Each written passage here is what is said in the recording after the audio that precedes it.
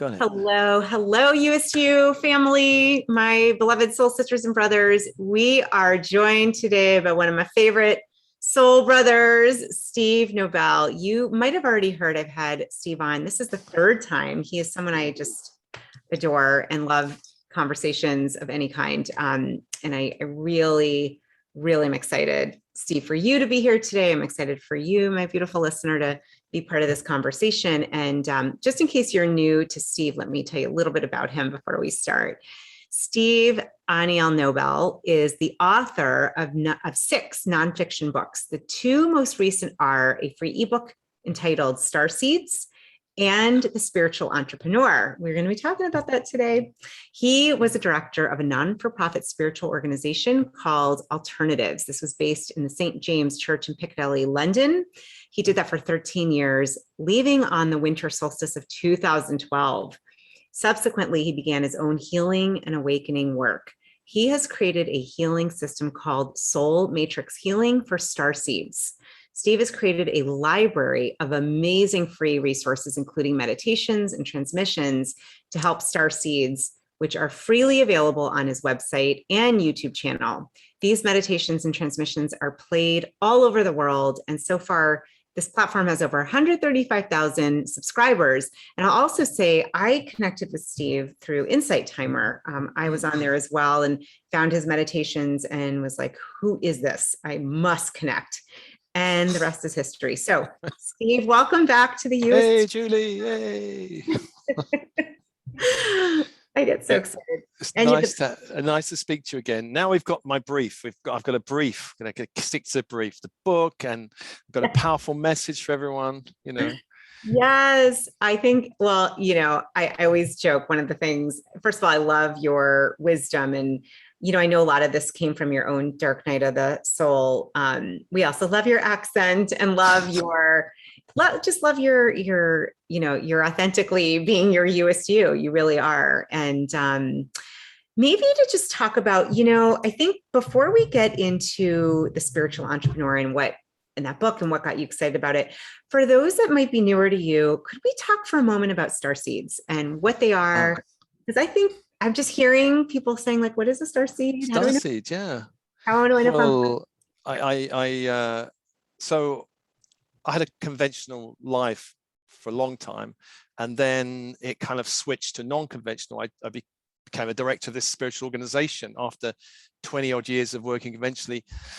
And in that time of being at Alternatives, we did have channels, you know, Cryon's been there. We mentioned Cryon before this interview, and we've had other channels come there.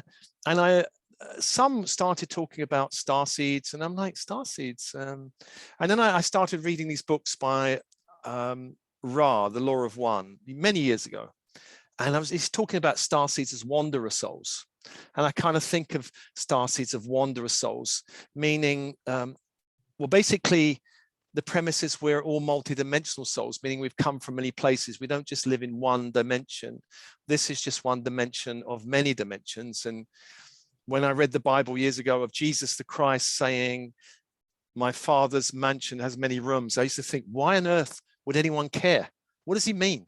But now I kind of take it, he means that we live in many dimensions. There's many planes, many places that we can actually hang out in. And the earth is one plane. And there are many other planes. So starseeds are not native to this place, and they're kind of newbies. A lot of them are newbies. Some have been here for a little while as kind of scouting parties, reincarnating, finding out what this place is about. There's a whole wave of beings coming in now who are new to this place. And these new waves are the ones who can't get on in school, don't like authority, ADHD, you know, just don't fit, don't belong anywhere. And starseeds generally have signs of, well, first of all, they come from other dimensions, higher dimensions, planetary systems. There are all these star systems very connected to the Earth, such as Sirius, Pleiades, Arcturus, Orion. There are many others.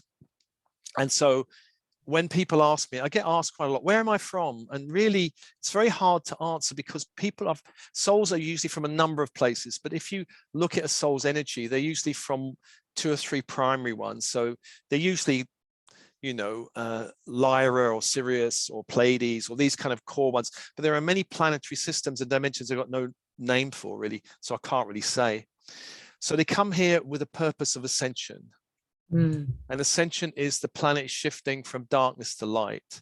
That's the role of starseeds. Otherwise, why come here? They're like, we don't want to come in this dense place. It's a bit heavy here and a bit difficult here. All the people like to fight and war and lord it over other people. And, there's not an equal share of resources on the planet. And there's all kinds of problems such as poverty and pollution. And why come here when there's such nicer places elsewhere?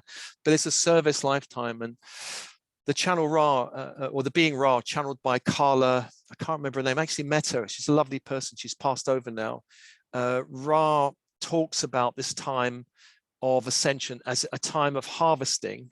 Sounds a very weird term really, but he says it harvesting, where many souls are kind of shifting into a higher density, fifth density, and many souls are just carrying on the old, 3D school of hard knocks kind of growth, because Earth is a place of growth and the soul's primary directive is growth.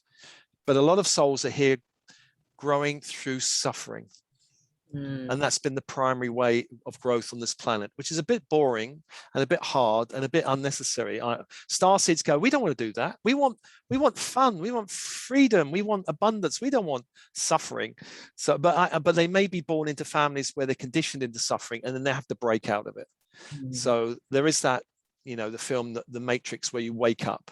And all starseeds are a bit sleepy, and then they wake up and hey, I don't want to be married to that guy. I don't want to be doing that job. I don't want to be living in that town. And boom, their life shifts. I mean, you probably recognize this one, Julie, for your own self, right? I'm like, well, if I wasn't sure, I definitely fit into whatever you just said by like the 7 things you said. I'm like, I didn't realize. Okay. Definitely feel like things start changing. And starseeds are very sensitive. Yeah. They may dumb it down a bit, but when they wake up, it's a bit hard. Very intuitive, very resourceful. They have a different intelligence than, you can say, native human souls that have been here for a long time, which have kind of got their consciousness is a bit trained in the goldfish effect. They're kind of like, well, we don't expect too much, that kind of thing. Whereas starseeds go, no, this is all crazy. This is not the way the planet should be. And they tend to have big visions and they want to change things. And they tend to be service to other, meaning service is important. They usually can talk when they're awakened freely about angels and ascended beings and vibration, and you create your reality and manifestation. All these things are alien to Earth souls. They go, are you, what Kool-Aid have you drunk? Is that what they say in America? What Kool-Aid have you drunk? They don't say in England, but here in America. Yeah. I say the Kool-Aid. I don't know what the Kool-Aid is, but it sounds pretty amazing.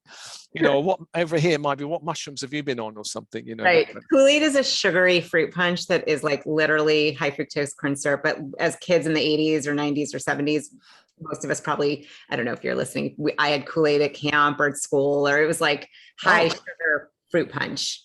Oh, you've drunk the Kool-Aid. You have like these big vats of them at games, like football games, soccer games. Your coach would bring the big thing of Kool-Aid. It was actually like kind of a treat. Didn't know it was so bad for you. Yeah, that's Kool-Aid. I didn't know what the Kool-Aid was, but I knew it was something a bit crazy, but there we are. Once they get on track, they can start to, the challenge is for starseeds to really embrace their weirdness, because starseeds are by and large weird. Meaning, they might not consider themselves weird, but by society standards, they're weird. Yeah. So they have to kind of get over it and go, well, actually, I'm going to be true to my unique nature and do my weird stuff. And that's the kind of one of the formulas of success, actually. And in the book, I've actually called one of the chapters, what is it? Your weirdness is your brilliance. I do believe that for starseeds, and a lot of starseeds dumb it down. In my family, it's be normal. Be normal and get a secure job. They were the British post-war. My parents had that. Be normal, fit in, and get a stable, secure job. And that was what I tried to live. And it was very bad advice, really, because starseeds should not listen to that advice. That's the worst advice. If you have any family that says conform, fit in, do the right thing, do this, do what expected, that's the opposite formula for your success, I would say. And you are a round peg, and you need to go and find all your round holes. Don't go and hammer yourself in any square ones. It's misery, as we know, Julie. We know this misery, don't we? We've both been through the misery of being hammered into square holes. So basically, I was thinking about calling this book The Starseed Entrepreneur, but I thought, then I have to explain a lot of things. And if people are following me, they'll know anyway. And so I just called it the spiritual one. So it has a broader reach. That's why I called it the spiritual entrepreneur. But really, it's for Starseeds, I would say. Fantastic. And let's talk a little bit about what you teach in the book, and talk about what, I know you have different stories. I would love to hear kind of the impetus and how you see, because I do want to share with everyone, Steve, you're highly intuitive. I mean, I know you could call yourself psychic medium, I mean, I know you have a vast ability to tap into consciousness and different realms and different timelines. And so did you get a tap on the shoulder to do this book? Like, what kind of instigated this, and what are you looking at with it? Well, first, I think we all have those abilities once we wake up. That I don't think I'm pretty unusual. I'm just unusual in that I kind of woke up 30 years ago, and I've been following the path for 30 years and gathering, and Spirit has been tapping me, okay, now do that. And I have had my resistance moments, and certainly resistance is part of the path, really. But and I've learned, how do I resist? Why am I resisting this? And I know I don't want to be, I want to do it, I want to align with my heart, align with my intuition. And if I'm getting guidance to do something, why would I resist? But of course, we all resist. And that we tend to, the bigger the dream, the bigger the message, the bigger the tap on the shoulder, the more we go, oh, me? Am I worthy? Can I do this? Why would I do this? Am I going to be too weird? So I've probably been preparing this book for the last, 25 years, certainly before becoming a director of alternatives. I started being really interested in practical approaches to spirituality. I started getting interested in the manifestation, in about money, about work. How do I align work and spirituality? And a friend of mine who's an author was focused on that. And I followed him for about 25 workshops, trying to work out what work and spirituality aren't mutually exclusive. And then finding business when I became a director, and then what business and spirituality aren't mutually exclusive. And then going through my 13 years of training there as a director. And then when I created my own business, it was like, eek, I've got to market myself. It's easy to market other people, but me, like turn the camera on me. It's like, I was in event management. I created 2,000 author events. It was great. I could promote them, but now suddenly I've got to say, why should you go and see this guy? It's very strange. Come and see this guy. He's really cool. He's it's very odd. And I had to find my own way, and I found my way. There are various formulas for doing it, but I remember I've been interviewed on a few shows in America, particularly LA shows. And it's almost like you get the drum beat and the curtains open, and you get this amazing introduction. It's almost like Jesus Christ is about to walk through the curtains, and here he is. And I'm like, eek, it's just so strange. Thank you. Don't do that particularly. You just give me a lovely introduction. But it's almost like, here comes the one and only Steve. And I can't live up to that. It's very odd. But I had to learn how to promote myself and actually trust the path and flow with the path. And flow is another big aspect of the book and a big aspect of the journey. Like, how do I know when I'm in flow and on track and out of flow? And it's very subtle. And so I've had to train myself to know, am I in flow every moment of the day? Or if I'm out, how do I get back in? And what are the signs of being out? Because when I'm in flow, amazing things happen. Miracles happen, doors open, connections are made. I remember at the beginning of this journey, I used to think, oh, great, wouldn't it be great if I could get on a load of internet shows? And then I think, well, how do I do it? I don't know. And then I just started putting the message out to the universe and surrendering it. And then gradually the connections and people's, and then now I'm getting, in my inbox, I've got 5 more invitations. Hey, come on my show. And I'm like, oh, another show. Okay. All right. So now I'm kind of a bit overwhelmed with shows, but it's great. It's not a bad problem to have, really. Right. Because they are fun, they're great fun. So it's around being in the flow, manifestation, manifesting your path. But as long as your ladder, there's that old saying, isn't there? Make sure your ladder's parked against the right wall if you're climbing it. That old You don't want to be climbing the wrong ladder. A lot of people climb the corporate ladder and they get to the top. I've had a number of clients who climb the ladder. They're at the top. They go, I can't go any farther. You know, I've got all this money, but I'm not happy. And basically what they're looking for is to jump ship, and they're looking to make a leap. But, and for everyone, you know, for any starseed who feels their work must align with a spiritual path, or their business must align with a spiritual path, there's only two ways of doing it. And both paths lead to the same place, essentially. So the first one is you plan it. You go, well, I'm working this horrible corporate job. I'm going to plan. I want to go over there. I'm going to create a strategy, and I'm going to move and all of that, you know. But, you know, they may go part-time and start their business part-time, but they still come to the place where they have to take a leap of faith and go full-time. Still a leap of faith. Or the other one, which is the one I kind of did, which is I took a leap and went, I'm just going to leap out and see what happens. And that's that, you know, you get bumped and bruised. It's a quicker way maybe, but it's not for the faint of heart, really. So they're the two ways you can actually shift your business. Or if you're very few people are naturally born entrepreneurs, and from the age of 14, 15, they're off. They go, I'm not going to get a job, I'm off. And it's easy for them because they go, I'm not going to go in that boring work. And I met several of them. And, you know, I met one, well, I didn't meet him actually, but these starseed parents of this kid who's 15 saying our son is earning 30K sterling a month. And that was more than the father was earning and the mother was earning together. And they're like, this 15-year-old has created a business and earning more than us. And it created a problem. You know, yeah, we want our son to succeed, but it was an interesting problem for them to have.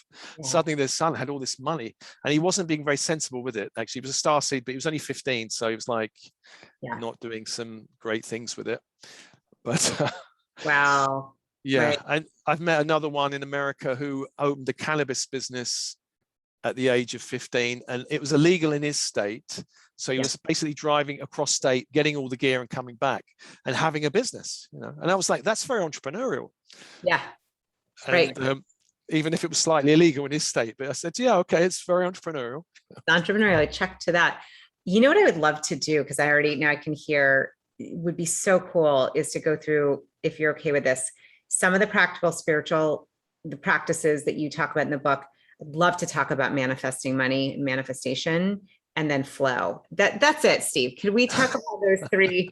Could we, basically, people need to get your book anyhow, but maybe just some of the key points to those three topics. But that. So what have we got? Manifestation. What do you say? Money? Manifestation of money and manifestation, you know, manifestation. I think the money topic comes up a lot. Let's look at some of those spiritual practices that you. Yeah. Okay. Let's see. And then flow. Well, for money, first of all, money is just an energy. We have to reckon the baseline of money, and money is a big problem. It's also a resistance. It's a resistance factor for a lot of people, and it's like, you know. But once we get money is just energy. That's the easiest thing, because an energy can be moved by consciousness. If it's a solid, real thing, you know, then suddenly it becomes hard. Well, money's hard. I can manifest love in my life, but money is difficult. But actually, you got to think that money is really just blips in a computer system. Basically, it even is energy these days. It's not mostly physical objects.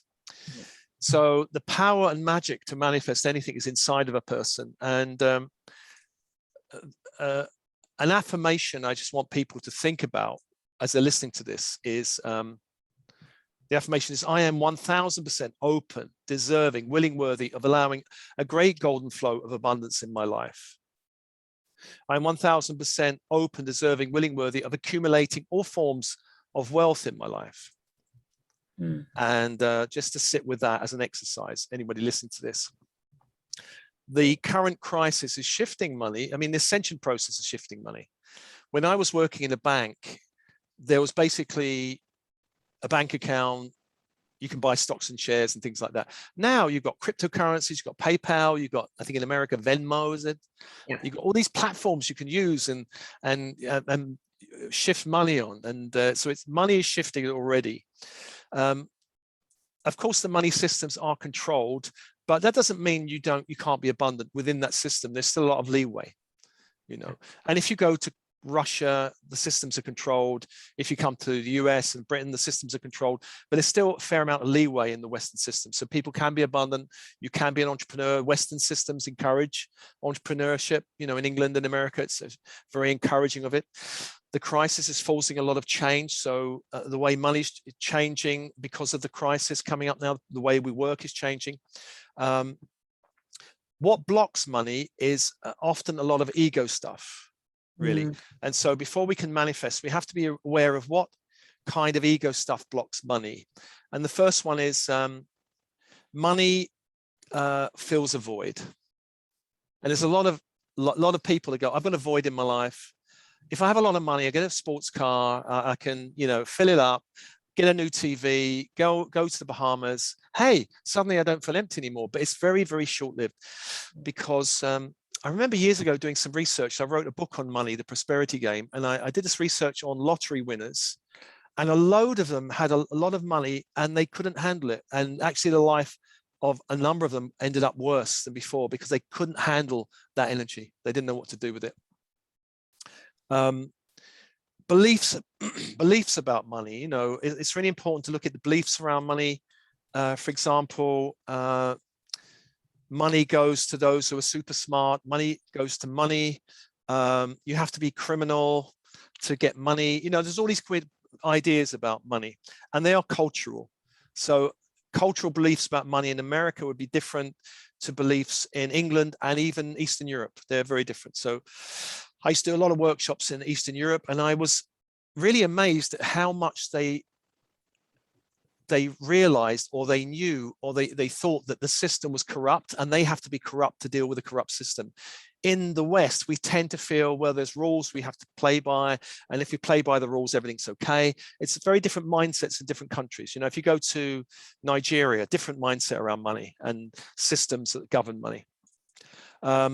Religion is a big problem with money. I mean, I can't talk about Islam so much, or Judaism, but I can talk about Christianity, which is big in America and big in the West. So the love of money is the root of all evil, says the Bible. I think it's in Timothy 6:10. I think the love of money is the root of all evil.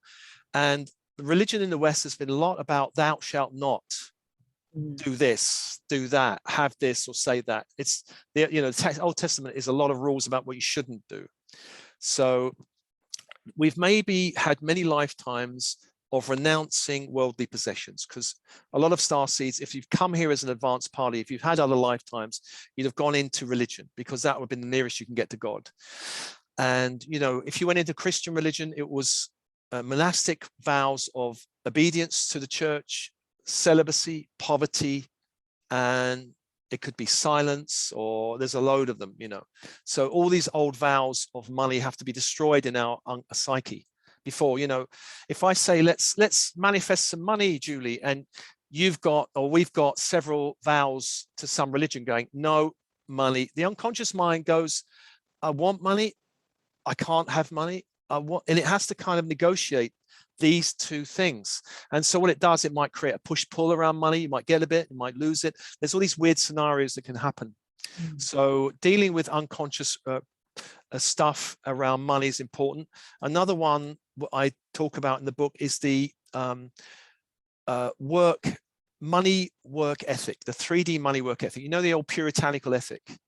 You have to work hard. The devil makes, you know, what is it? Something about idle hands. The devil makes work for idle hands, or something. There's all these old sayings.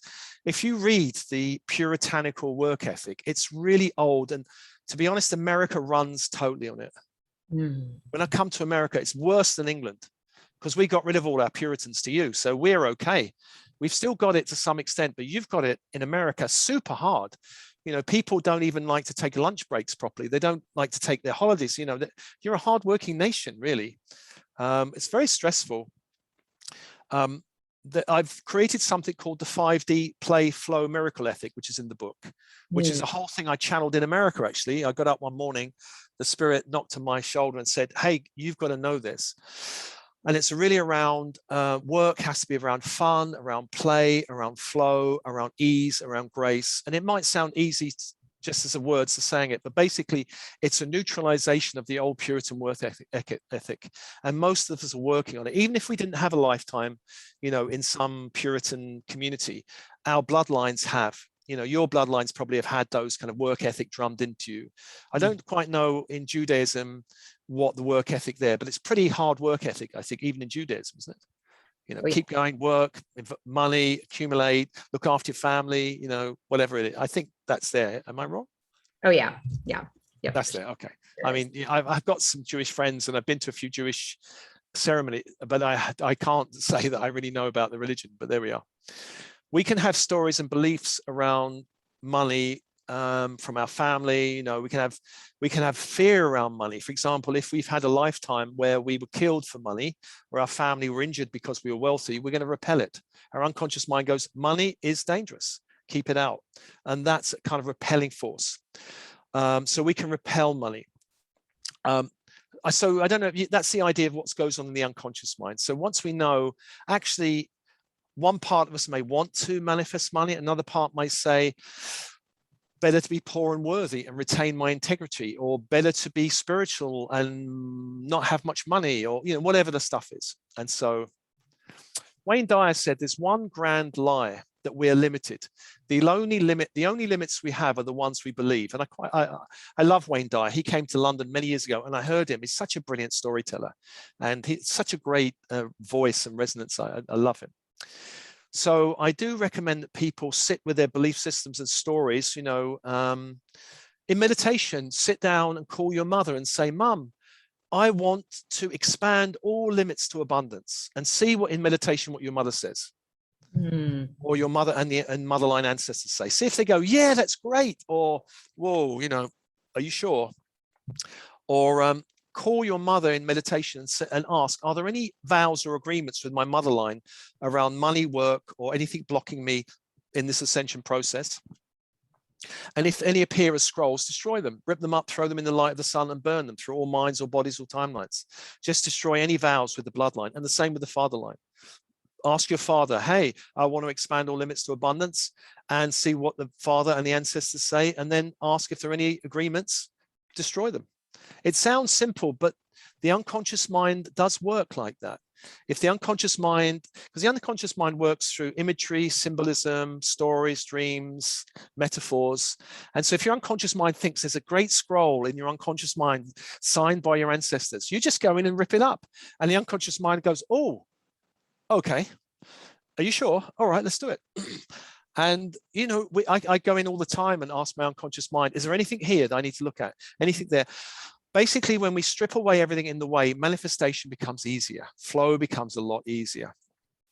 So there was a guy called Matt James, who's a PhD. He wrote an article in Psychology Today in 2016, and he interviewed a lot of wealthy people. And he was interested in what they believed about wealth. And what he said, this was the universal, I think, several principles that they all came out with similar things. And he said, these are the beliefs wealthy people had. The first one is the universe is abundant. They may not have said it in that term, like the universe is abundant, but in different terms, they were saying the same thing. The other one was the universe, or whatever, God, or, you know, the collective energy or whatever, wants me to prosper, or life wants me to prosper. The third one is all prosperity begins with belief. The more positive your belief, the more expansive your belief, the better. The fourth one is, which I've mentioned before, is money is an abstraction. It's not real. So many people sit worrying about money because it's real. I remember many years ago, I was in business with a couple of colleagues, and one of them said to me, you know what, I haven't got a pension. And I thought about it. I said, well, I don't think I've got one either. And then we started worrying about it. And, you know, actually, I'm near retirement age, and I found actually I do have pensions. I didn't realize, you know, I've got 3 or 4 that pop out the woodwork. Go, hey, I did have them. You know, I didn't remember them being there. One of them was really interesting because talk about money manifestation. There was one that I just thought there's going to be nothing in it. And when I called them up, they said, you've got 70 grand in there. And they were sterling, which is about like $90,000. And I was like, really? Where did that come from? Well, don't worry about that. Okay, fine. And so, yeah, it's been great. But I don't know where it came from. I don't think it should be there that much, but I'm happy drawing it. The fifth one is money is energy and will appear as you really feel, as you really call it or manifest it. The next one is money has no intelligence of its own. And I do feel money has no intelligence of its own. Money, the next one is money will respond to the instructions we give, meaning the unconscious mind. We give to our unconscious mind to just call it. And money demands our attention. Money needs to be valued. And this was a shock to me a few years ago when I used to run money workshops, Judy, where I used to get people to bring money in this money game. And because I used to think we can talk about it, but let's see how people are with it. And they used to bring 20-pound coins, and it was in two parts. The first part I called the shark game, where basically it's a 3D world of fight, grab. There's all kinds of rules about it, which I won't go into now, but it was really funny. People are wrestling on the ground and fighting over money in a playful way. And the second game was the dolphin game, which was about giving and receiving. And some people had trouble with the dolphin game and some people had trouble with the shark game. But basically in this time of ascension, we're learning both games because we're living in a shark world. And, you know, if you're in a cutthroat company, you can't be all love and light, your crystals on your desk. You've got to know, hey, these guys are cutthroat and I've got to know what game they're playing. But, you know, ultimately we're trying to shift to the dolphin game, which is giving and receiving, that flow of giving and receiving. So I used to work in banking. So I have definitely seen the shark game at work, big time. And now I'm in the mind, body, spirit world. I'm definitely seeing the flow of this infinity giving and receiving. And most starseeds and most spiritual people can give. But to receive, oh, what, me? You know, and sometimes they kind of get rid of it. No, get rid of it. I don't want it. One of the reasons people get rid of it is they sense that money is not a clean energy. And one of the things that research didn't come up with, but one of the things I feel is that money is not actually a clean energy, because money as energy is projected on by billions of people. And if you've got 5 billion people projecting anger, resentment, fear, anxiety on it, and you get a load more energy in your field, it's like, oh. So you've got to siphon it out. And on my YouTube channel, there's a 5D abundance transmission, which just does that. It siphons out the gunk, makes it nice, clean energy, and expands your ability to actually hold more of it, and also expands your ability to accumulate it. Because some people do not allow themselves to accumulate it. They go, no, I can have a little bit, but then it's got to go. I've got to give it to this cause, or my daughter needs it. They won't hold it. The other point I want to make on that one is it's important to value money, which is one of the points. We've got to, money demands attention means really we've got to value it. And I realize I don't value, I leave it lying around and, you know, I don't really think about it. And so what I did, I went out to an expensive shop in the West End of London. I bought a big man bag, you know, one I could put in. And in that man bag, I bought an expensive wallet. And in that same shop, I bought an expensive card holder. And it cost me, you know, $500 or $600, well, $750, $800 to buy, well, maybe $900 to buy all that lot. But I thought, you know, I'm going to value it. It's like a little container. And so I carry it. I know where it is, and it's all safe and nicely in a beautiful little holder.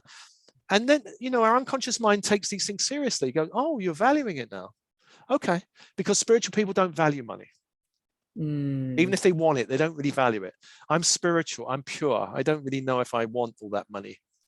You know, that's what we're trying to heal, is that's not true, that you can be spiritual, because as you said, money, it's a neutral energy. It really is. Now you were saying there's the collective, what we've put in it. And it like you said, number 5, money is energy. So we can decide. Yeah. And if we think it's yucky energy, or if we know how to clean up yucky energy, great. If we don't, we're just going to go, ugh. Keep away. You know, money is just energy, and we do a service to money by cleaning it up in our energy field and passing it on as clean energy. Beautiful. You know, some people, I remember somebody said to me years ago, they used to write a little smiley face on their banknotes. I don't know if you're allowed to do it, but little golden smiley face or something. And I thought that's kind of nice. So they're passing on kind of gratitude and blessings. The other thing about money is that money is not just energy, but it's vibration. And if we're really anxious about money, meaning we come from a low vibration. If we're depressed or helpless around money, meaning we're coming from a low kind of, place, and we want to attract a lot of money, we can't do it because money has a higher vibration. A lot of money has a lot of vibration. If you want to attract £10,000, that's a higher vibration, or 100,000 or 1,000,000, that's a high vibration. And you've got to have your energy up to go, yeah, I can open to this. I'm okay with this. I can hold it. And in the 3D world, this is why a lot of egos could actually have money, because they were going, yeah, okay, I want money. Give me the money. And in the 3D world, they were up for it. Whereas a lot of 5D starseeds were going, I'm not sure. Am I good enough? Am I worthy enough? Or, can I do it? I don't want to elbow your way. Oh, excuse me. And so all of that means, it goes to the people elbowing everyone else out the way. But the way the world is going now is that the sharks are losing ground. The way money was accumulated in the past, elbowing people out the way, is not working so well. And now you're finding, like, I'm not really elbowing anyone out the way. In fact, my principle in my business is give daily as much as possible, or weekly. So if I can go on the YouTube or every channel and give, and then people go, that's amazing. So basically I'm giving. And then I just go, I open to the universe wherever it wants to come from. It's not going to come from those people who have got it exactly, but the universe will, whatever you give, the universe will give you back. Yeah. But it may not come from that person. We can't say, I've just given you, give me back now. It doesn't work that way, but I've generously given you unconditionally, and it works. I mean, I've tried it so many times. I'm an avid crystal, my desk is full of crystals and crystals and, loads of crystals, and my crystal angels. And basically over the years, I've got loads of crystals and I've given them away. And what tends to happen in my life is I've got, here's my little jewelry, loads of crystal rings. And I just bought this one recently. I love this one. This one is ruby. Oh, beautiful. Moldavite and Hecamere diamond. And this is it. And I saw it, I thought, I've got to have that. That's lovely. And this is another one, Moldavite and Libyan tektite. This one was a lot of money, actually. Beautiful. But money is just energy, and I love crystals, so why not? But crystals keep flowing to me. They keep coming. They don't stop. The other thing that I've done in my life is I worked in a lot of training and event management, and I've given away a lot. And even in my thing, I've given away a lot of trainings for free. Mm-hmm. I had one opportunity to give away thousands of pounds worth of trainings. I have been given thousands of pounds of training for free back. Yep. In different places, and it's just the way it happens, right? Yep. I love what you're saying. It's interesting. I have a similar philosophy, and I'm thinking of like those that have studied marketing and all of these tactics. And I so align with you, Steve. And I think part of what this spiritual entrepreneur nature is, to me, what I'm hearing you say, for me too, it's like, I'm just going to give. And it's like, you want to be of service, and whoever's meant to come back, the universe will bring it, will bring you, whoever's meant to, giving trainings, giving yourself, and not worrying about what's coming in return. And I've seen it. I've seen how we've connected was one of those examples. I listened to many of your meditations and was like, all right, must connect with this human being. I've seen it for myself as well. And it's such a different, it's got a different vibrational nature to it, even that way of bringing in, I would call them soul clients that maybe your soul and their soul are connected and contracted to serve. Definitely. And, if people are a bit anxious about their business, may take on clients they don't like very much or not really aligned with, but I encourage people to fire their clients. Yes. It's not a good fit. Yeah. I often refer them on, if they want something more than I can give them, or we just don't align, then I'm happy to.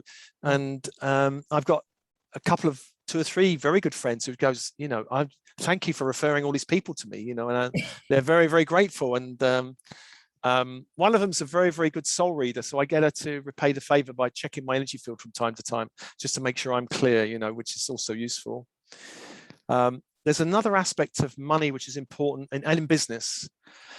A lot of people struggle with money because the masculine feminine balance is out. Now, someone with a very strong masculine energy has strong boundaries, may maybe very boxy in their thinking, maybe very bullet point in their thinking. Corporate world is full of a lot of masculine thinkers. You know, if you meet somebody in the corporate world, you know, the PowerPoint presentations, which are, or even the academic world. When I used to be in alternatives and we had some academics, they were usually the dullest people on earth. Not always, some of them were really good, but they had to train themselves out of it. But academics are dull because it's too masculine, it's too boxy, it's too bullet pointy, and it's too reading the notes. And people don't want that. They want aliveness, they want passion, they want creativity, they want inspiration. They don't want a dull, dry thing.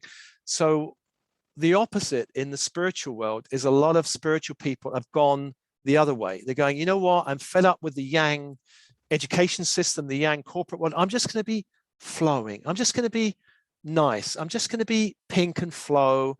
And they basically reject the masculine energy and its gifts, because the masculine energy is analytical, is structured, is linear. It can put plans in action. It's boundaried.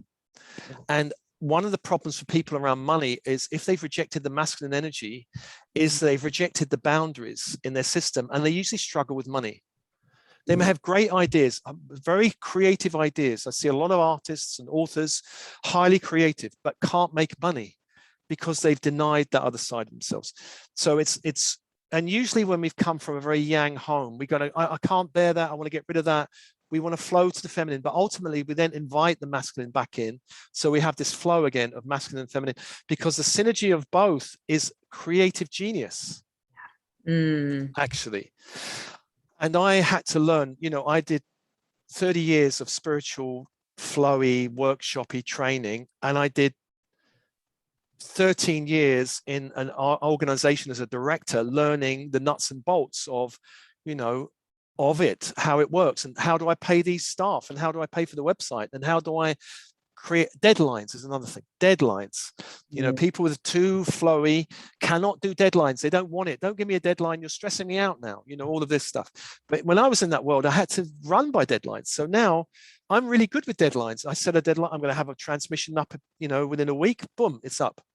And I've done, as long as I've got the core idea of it. I don't hang around, you know, I'm pretty determined and focused. Focus is another aspect of it. So the masculine and feminine, and there are lots of kind of, on my YouTube channel, masculine, feminine, unification meditations, you know. The trouble with the yang mind is it's got little originality or creativity. It can't, this is why the corporate world are always calling in creatives and artists and voice coaches, because they've got no creativity. They're too yang.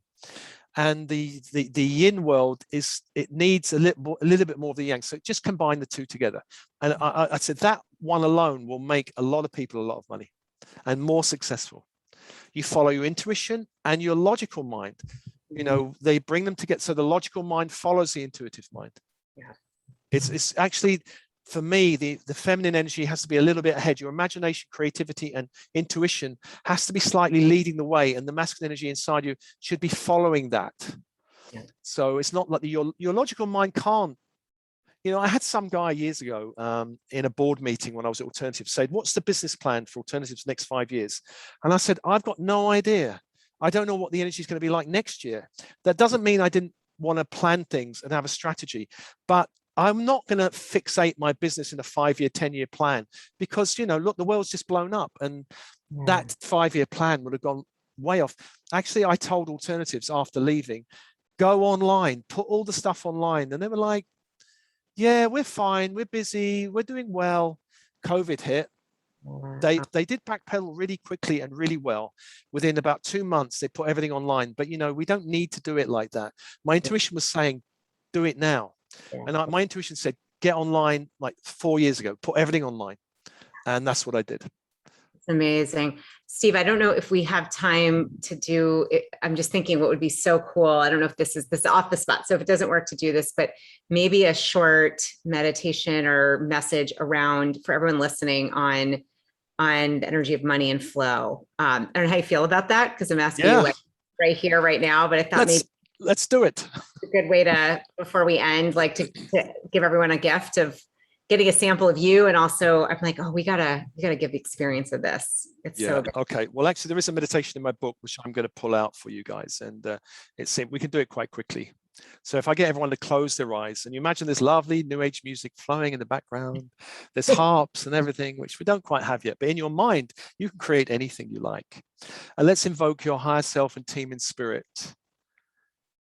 And remember that you are energy and that your business is energy. Feel your connection to heaven and earth in your energy field, the sun above your head and the earth beneath your feet, and open the inner channel. Open your inner channel and feeling yourself as expansive energy. Expansive energy. And think of your business as a separate field of vibrating energy. Call that energy in front of you. Notice the energy of your business in front of you. And notice if your business's energy feels small, like a pebble or an apple, or larger, like a melon or a football, or larger still, as big as you or bigger than you. Notice the size of this energy. And notice how light or bright it is this energy. Notice how emotionally charged is this energy, or how you feel about this energy. Does there feel an energy of happiness or excitement or inspiration there in the energy field? What do you feel as you connect to the energy of your business? Do you feel inspired by it? Do you feel happy with it? Do you feel uplifted by it? Just take a moment to breathe. And if not, we need to do something about that. And then notice the colors of your energy, business energy field, the colors. The energy will have color. Is it dark or light, vibrant or muted or gray in some parts? Just notice your energy of your business, the energy of your business in front of you in all of its different forms. Does it feel warm and clear and expansive and joyful? And notice, does anything need to be cleared or healed or changed to bring you more in alignment with the true core of your mission in this lifetime with this business? And let's invite a higher light into this business field, the light of the sun. Imagine inviting light down like a channel of light right into the core of this energy field. Any muted colors begin to shift and clear with golden light from the sun. Imagine calling up cords of light from the crystalline grid of the earth, diamond white from the earth, up into the core of this field. If any old energy needs to be released, old clients, old colleagues, old energies from projects, release it to the crystalline grid, and filling up the energy of your business with light. Releasing other people's expectations or negative projections, releasing any layers of history that your business has any connection with, and invite golden light from the sun into all levels of your business. Allow this energy to inspire and invigorate your business. Invite in any colors you want in this energy field, any beautiful colors representing any qualities such as rose quartz for love, or turquoise blue for communication, or daffodil yellow for courage. Invite colors into the business, this energy field of your business. Just allow the energy field to expand to whatever extent it wants to expand that you feel comfortable with. Allow this light to begin to radiate out into all the people connected to your business, clients you have now, clients you've had, clients who will come to your business that want to connect with this energy of vibration. Uplifting all cords to all people connected to your business, to the highest light, all co-workers, all freelancers, all colleagues, all helpers. And let's ask your higher self for a symbol of light for this highest frequency of your business. A symbol of light can be anything from a crystal or a flower. It can be a star or a sun. It could be a rainbow or a key. It could be an Om sign or an infinity sign or a golden chalice. Just ask your higher self for a symbol. Bring that symbol when you get it into your heart. Allow that symbol to be absorbed, all layers, levels, dimensions. And then allow that symbol to ripple out into every cell of your body, as if every cell could hold the radiance of that symbol. And if you feel happy to do so, step into the energy field of your business as light and absorb the energy. So you and your business are one as energy.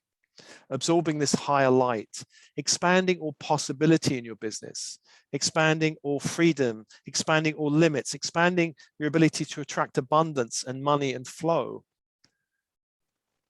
and synchronicities and the right connections and the right opportunities at the right time. Allow that energy to be absorbed into your energy field. All layers, levels, dimensions. And breathe and open and soften and relax. And voila, the magic is going to happen within you.